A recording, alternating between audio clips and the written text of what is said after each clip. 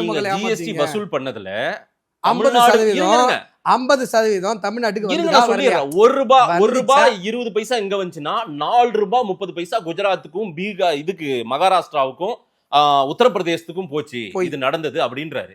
இந்த மாதிரி பல கோடி ரூபாய் வந்து அதிகமா அங்க போச்சு அப்படின்றது அவருடைய டேட்டா. நாம வந்து 1 ரூபாய் டாக்ஸ் கட்டுறோம்னு வைங்க. தமிழ்நாடு மக்கள் நான் 1 ரூபாய் டாக்ஸ் கட்டுறேன்னா கட்டும் போதே 50 பைசா 50 பைசான்றீங்க. 50 காசு தமிழ்நாடு மறுக்கிறாருன்னா புழுகுறாருங்க, பொய் சொல்றாருங்க. என்னங்க ப. சிதம்பரமும் புழுகுறாரு, பிடிஆரும் புழுகுறாரு. நீங்க சொல்றது நிர்மலா சீதாராமன் மோடி சொல்றது மட்டும் டேட்டா எடுத்து பாருங்க.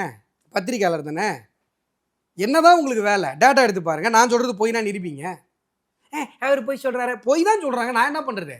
நீங்க 10 தடவை கேட்டாலும் இவங்கெல்லாம் புழுவிட்டு தான் இருக்கிறாங்க, ஏமாத்துறாங்க மக்களை. நீங்க ஜிஎஸ்டி நிலுவைன்னு சொல்றீங்கல்ல, 1 பைசா வரலன்னு சொல்லி பிடிஆர் நிரூபிக்க சொல்லுங்க. 1 பைசா, 1 ரூபாய் இல்ல, 1 பைசா. பல முறை போய் பார்த்துட்டு வந்தார்ல அவர். புழுகுறாருங்க. நான் தான் உங்ககிட்ட ஏற்கனவே நீங்கள நானும் பேசி ட்ரெண்ட் ஆச்சு, ஞாபகம் இருக்கா? 1ஆம் தேதி வாடகை 1ஆம் தேதி தான் தர முடியும், 15ஆம் தேதி தர முடியாதுன்னு.